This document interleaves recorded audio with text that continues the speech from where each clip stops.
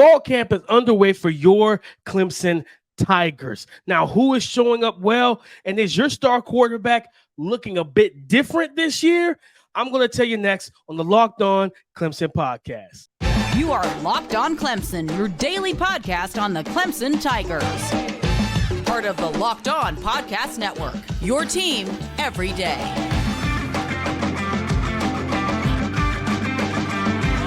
What's up, Clemson family? Welcome back to the Locked On Clemson podcast, your daily podcast covering your Clemson Tigers, part of the Locked On Podcast Network, your team every day. I am your boy, Damian Parson, always on the ones and twos. You can find and follow me on Twitter at DP_NFL.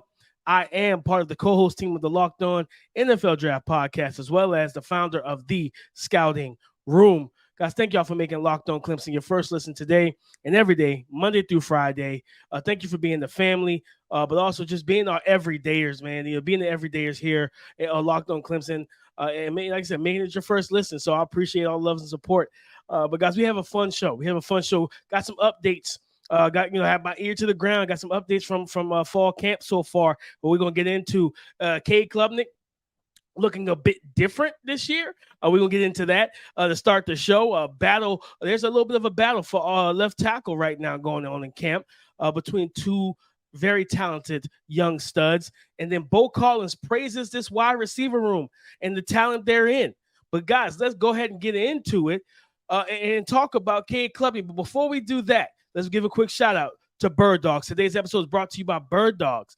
Go to birddogs.com/LockedOnCollege or enter the promo code LockedOnCollege for a free white tech hat with any purchase. You will not want to take off your Bird Dogs, we promise you.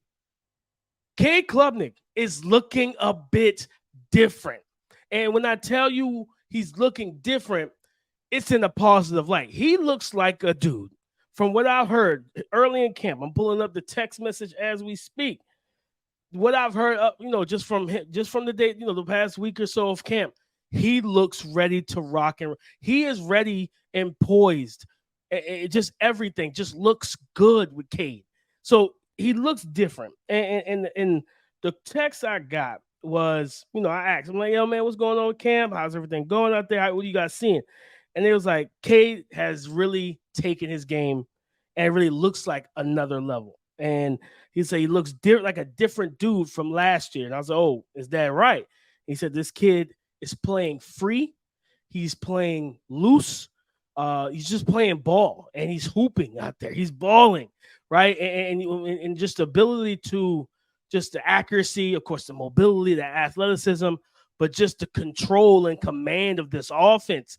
That's the stuff and this is early in camp.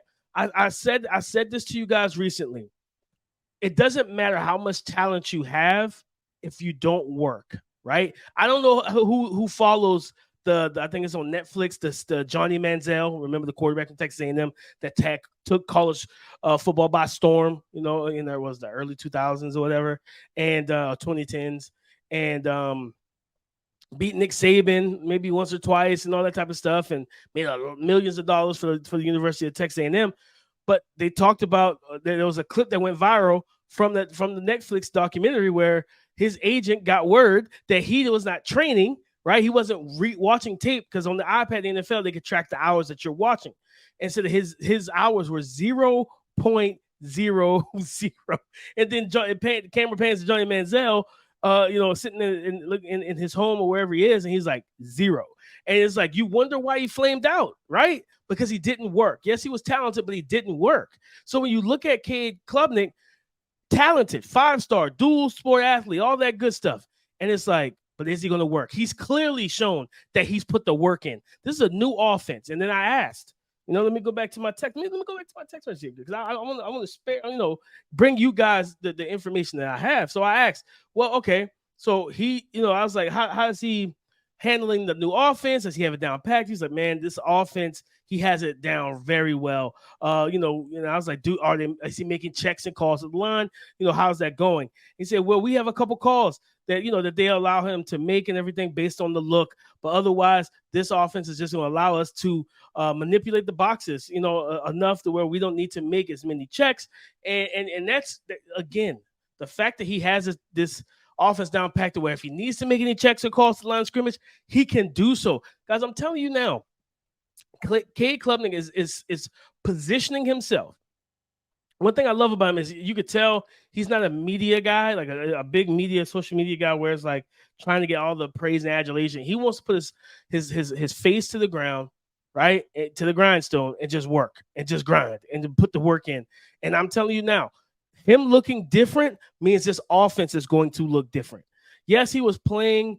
Last year, when he did play, he was out there just trying to make plays, bring a spark.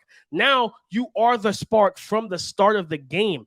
Now, does that light or that spark can it be dimmed a little bit based off of what's going on with the with the game script and the defense and stuff? Of 100%, of course that's the case, but that doesn't mean that you can't get that spark back to a high level just by your play and picking it up. If you had a bad second quarter, okay, that's fine, right?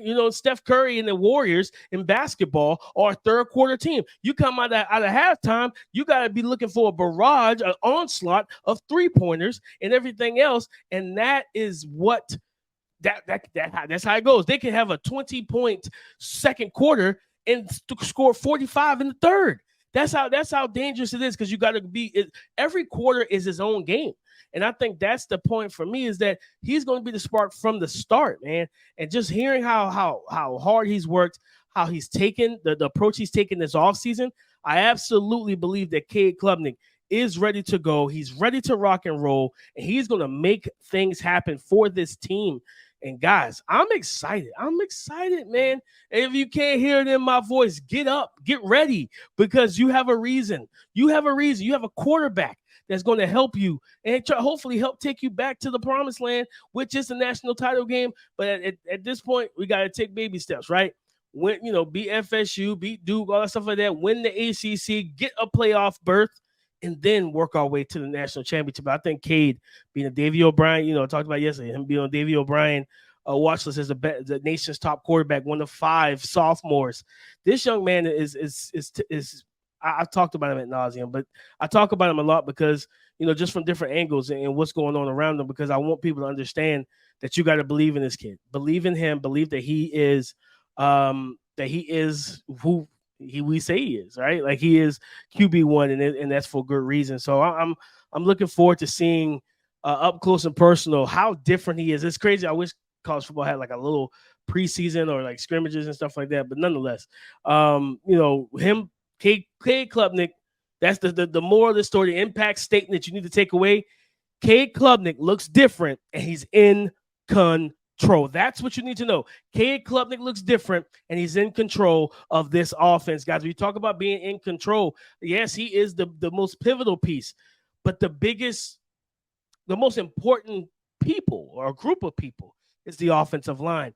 You don't want Cade having to run around like Johnny Manziel and Bryce Young, out of structure, off script, and living off of that. You want him to be able to sit in the pocket with comfort and continue to develop that pocket presence that he's been working on. So why is that important? The offensive line's got to give him protection. Seems like there's a little bit of battle. There's a little bit of a battle coming out of camp right now for the left tackle spot or offensive tackle spot opposite of Blake Miller. So we're going to talk about that next on the Locked On Clemson podcast. Football season is about to kick off, and FanDuel is giving you the chance to win all season long, because guys, right now, when you bet on a Super Bowl winner, you get bonus bets back every time they win in the regular season. So you talk about winning on top of winning on top of winning. Yes, that's what I'm talking about. Because if you just pick any team to win the Super Bowl, you'll get bonus bets for every single victory they have during the 17-game season. Whether it's the Dolphins, the Bills, the Eagles, the Cowboys, them boys, they're back, whatever. If you want to do that, whoever you want to bet on, every game they win, you get bonus bets back. And what can you use your bonus bets on? A lot of different things, right? The spread, the betting on the spread. You can bet on player props, the over-unders, and so much more. Guys, all you need to do is visit FanDuel.com/lockedon and start earning bonus bets with America's #1 sportsbook. That's FanDuel.com/lockedon. The battle for offensive tackle. We have 2 young players in Collin Sadler, red shirt freshman, 6'6", about 325. Yes, 6'6", 325. And then you have who a lot of us, especially myself, believe to be the starter or the favorite to start opposite of Blake Miller, Tristian Leigh at 6'6", 315. And, what I've been told is, because I asked, because I'm curious on how Tristian Leigh, being a 4 or 5 star recruit, this redshirt sophomore, very athletic, toolsy, all that good stuff. How is he playing in camp right now? And what I was told is he looks great, so toolsy. The product that he is showcasing in practice, that shows up on game day. You want to talk about a draftable player. But it's him and Collin Sadler have been battling. They both have upped their game. So what does that tell me? Competition brings out the best. So this battle for offensive tackle, I think it's going to be left tackle because Blake Miller played on the right, and I think that you should just leave him where he's comfortable. But we'll see how everything shakes out with the official depth chart before the season. But that's the impact statement here is Tristian Leigh, Collin Sadler. This ain't like the quarterback situation where like the phrase of if you got two, you have none. No. The more, the merrier. That's the impact statement. The more, the merrier. And when I hear that Tristian Leigh has looked great, and he's so toolsy and athletic and physical and everything, I love that, man. But to hear that Collin Sadler has upped his game as well. You talk about iron sharpening iron. You need that. You need that type of competition in the room, guys. Because at the end of the day, regardless of what it means, right? The goal here is to get the best 5 on the field. So let's play what ifs here. What if Tristian Leigh wins the starting left tackle job, one of the starting offensive tackle jobs, right? What if Collin Sadler has played so well in camp? Let's say he's playing better than Blake Miller. Does the coaches, right? The guy that played 994 snaps last year, Blake Miller at right tackle, do you go with Collin Sadler? Right? Listen, you got to make up your mind. You have to make up that decision. That's what's tough about being a coach. Do you decide to do that? And if you do, I mean, it's called what we call an embarrassment of riches. Because I can tell you now, guys, the NFL, they were absolutely like just drooling for this previous NFL draft class, for the 2023 NFL draft for the offensive tackles, because of the simple fact of the matter was the offensive line play, in 2022 was not great. It was kind of subpar at times. And there were a lot of internal discussions from what I was told and talking to different people that the NFL wanted to improve that. All right. And now, granted, the 2024 class is probably much better than 2023's. So I expect to see a lot of offensive tackles on the board then. But when you look at what you have, when you have as many talented offensive tackles as Clemson has, man, that's an embarrassment of riches, guys, where you can trot out a second unit and your edge protection allows your three interior guys to help duo, be bumpers and protect one another, because you got 2 guys that you can rely on the island of sorts. And even if you have to chip, it's okay. But I think that this is a good thing. When you hear there's a battle for left tackle or battle for offensive tackle, don't feel like it's a negative, guys. It's a good thing. It's a very good thing. And with Tristian Leigh, for me, man, like I said, I talked about him, because I was like, well, you also have the big, massive, young freshman, as well on this group of guys that you just kind of have to. It's a lot of offensive line. It's a lot of offensive line talent. When you look at this roster, and just for me, I was just like, well, at the end of the day, Tristian Leigh, because Walker Parks, senior, Will Putnam, graduate, Marcus Tate, junior. Those 3 interior offensive linemen, they're solidified. You have to figure out the tackle position. But when you got 2 guys all battling each other, but they're both playing very well and playing great football, playing high caliber football, you cannot hate that 1 ounce, guys. 1 ounce. You have to love that. And that's what I'm excited for that. I want to hear. I'm gonna keep checking on the offensive line and just seeing how everything is going out there with those guys, and kind of who, and the last part of the text that I got is like, man, it's hard to say, because I was like, well, is Tristian, if everything stays the same, is Tristian the starter? Like, is he the actual starter? It's like, man, I think so, but it's kind of hard to say right now because they're both playing so well, and we have the team has so much camp left. But he's like, what I was told was, if the season were to start tomorrow, Tristian Leigh would be the guy. So at the end of the day, there looks like to be a battle brewing for one of the offensive tackle spots, and maybe both. But at the end of the day, what does that mean? That means you are in good hands for your roster and your offensive line. With so many big, athletic, physical, talented tackles, you are in a good position. Competition breeds greatness. Remember that. Competition gets the best out of everybody who wants to compete. But guys, you talk about competing, you talk about being great. Wide receiver Beaux Collins coming back off of an injury. He had some interesting comments when it pertains to this wide receiver room and the talent therein. And we're going to talk about that next on the Locked On Clemson podcast. Guys, trying to find pants, shorts, whatever that are flexible, they fit well, they're comfortable, and versatile is not easy. But let me introduce you to Bird Dogs. Bird Dogs make me look good, so they're going to make you look good as well. I love the stretch khaki shorts that they designed to fit slimmer through the thigh and leg to give you a truly sculpted look. Guys, Bird Dogs do the exact same thing as Lululemon, but they fit way better, including fitting better and way better than the regular shorts that you have in your closet or your dresser drawers that are made out of that stiff, restricting cotton, because they use a cloud knit fabric that looks just like khakis, but they stretch so they give you that way slimmer fit without sacrificing any movement. Bird Dogs use an anti-stink and sweat wicking fabric that keeps you cool and dry all day long, especially in the summer. So go to birddogs.com/LockedOnCollege or enter the promo code LockedOnCollege for a free white tech hat with your order. That's birddogs.com/LockedOnCollege or promo code LockedOnCollege for a free white tech hat. You will not want to take off your Bird Dogs, we promise you. Veteran wide receiver Beaux Collins. He is coming back, missed last 4 games due to an injury. And he's coming back. He's one of the elder statesmen and one of the veterans in this wide receiver room that is chock full of talent, guys, and even more talent coming in the 2024 class. I'm telling you now, this is a very talented group. And he talks about that, right? He says, when you think about just a long history overall with the talented receivers that we've seen, with Amari Rodgers, Cornell Powell, who's with the Kansas City Chiefs, T. Higgins, Sammy Watkins, DeAndre Hopkins, man, I feel like I'm missing somebody. Hunter Renfrow, man, Mike Williams, there's so many. And for a while, Clemson was deemed wide receiver. I actually did a topic on that, I believe it was a week or so ago. But Beaux Collins says, I think wide receiver U is back.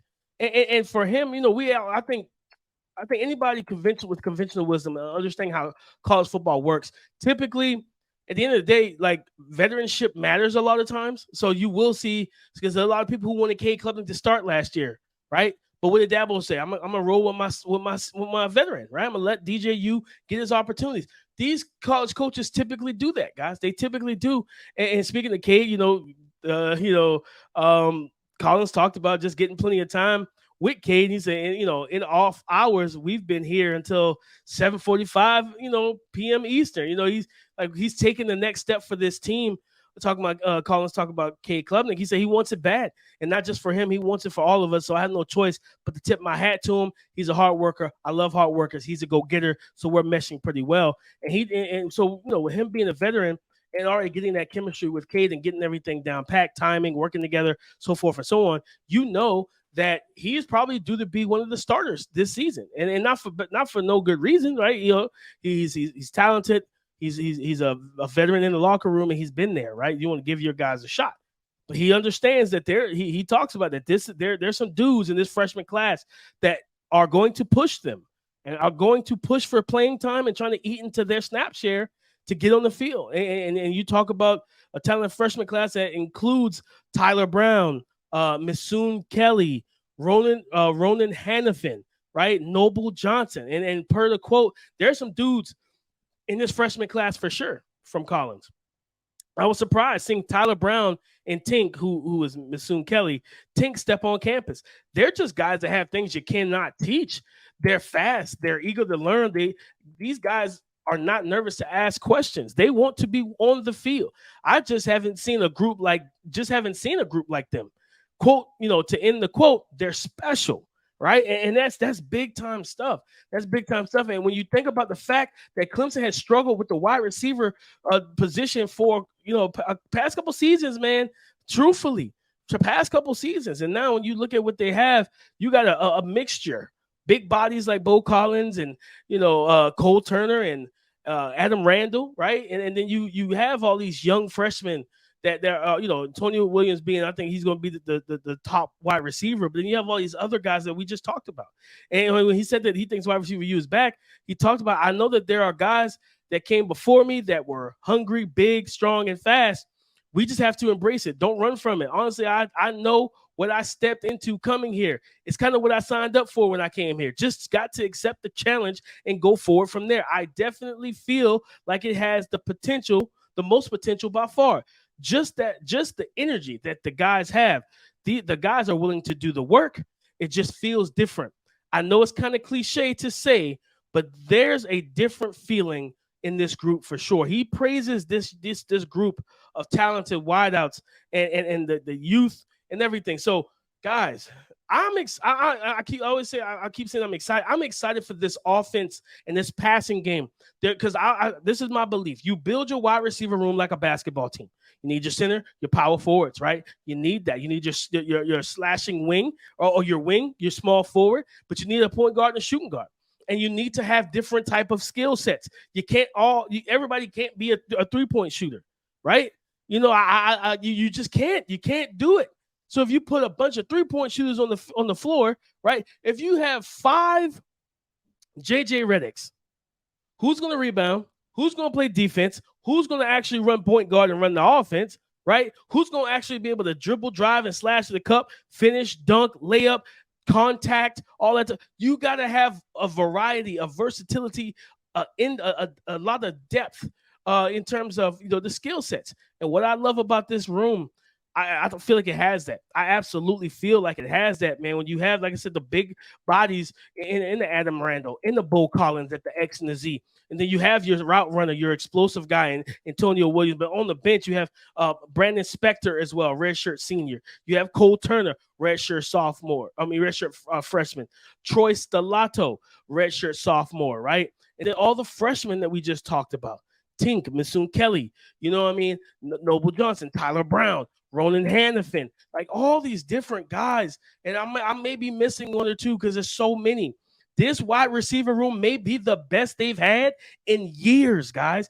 In years, I truly believe that. And with that being said, I'm excited to see with Cade Klubnik, with what Dabo Swinney at the helm as the head ball coach, but also what to expect with Garrett Riley and his air raid spread offense. When you have those 2 running backs in the backfield with Phil Moffitt and Will Shipley, guys, you talking about dictating box counts, dictating the numbers advantage, giving Cade Klubnik the answers. This offense, this offensive system, this offensive supporting cast can absolutely do that. I think this is going to be a much improved offense. It's going to be one of the best offenses in the ACC, and I would not be surprised if it's one of the best offenses in the country once they really, really get rolling, guys. So that is our show, man. Beaux Collins praising the wide receiver talent and saying that wide receiver U is coming back to Death Valley. Guys, we talked about the battle at offensive tackle. Tristian, Leigh, Collin, Sadler. Who's going to win out? And could both of those guys end up being starters? Could Blake Miller be pushed down the depth chart? We'll see. We got a lot of fall training camp left to go, and of course the creme de la creme, the top guy, right? The top gun, Cade Klubnik. Them saying, hearing from camp that he looks different, and he looks different. He's balling, he's hooping. He has this offense down packed to where he can make the calls, make the checks, and make the right plays. Guys, I am excited. Get ready. We're only a couple weeks out. Until we have live college football. And I can't wait for it, guys. But go subscribe and follow for free on YouTube or wherever you listen to podcasts to get the latest episode as soon as it's available on YouTube. Like, comment, Like I said, go subscribe, but hit the bell notification so that you are aware whenever I drop content. And guys, we're trying to get this channel up to 1,000 subscribers. We're trying to get up to 1,000. Will you be the 1,000? Will you be the reason that we have 1,000 by telling somebody else that you know that loves Clemson football and want to hear some intelligent, educated takes for your Clemson Tigers? Listen, thank y'all for making Locked On Clemson your first listen today and every day, man. I appreciate you guys. And come and join the conversation again tomorrow, guys. Listen, but before that, Twitter, find and follow me there. Talk to me because I do talk back. You can find me at DP_NFL. Come and join the conversation again tomorrow on the Locked On Podcast Network. Your team every day. Go Tigers.